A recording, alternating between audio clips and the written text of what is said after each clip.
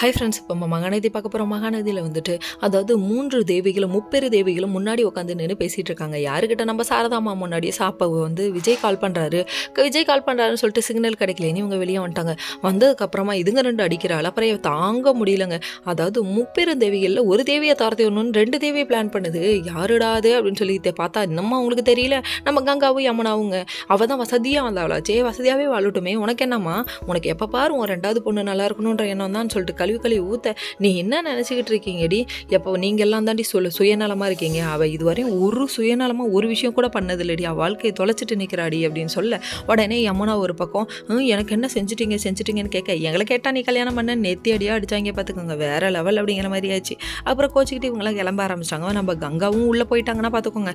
Kaveri entry கொடுக்குறாங்க. Entry கொடுத்தோன்னே என்னாச்சுமான்னு சொல்லி கேட்க ஒன்றும் இல்லைம்மான்னு சமாளிச்சிட்டாங்க. அதுக்கப்புறம் ஐராத்து மாமி வர அல்வா கிண்டி எடுத்துகிட்டு வந்திருக்காங்க.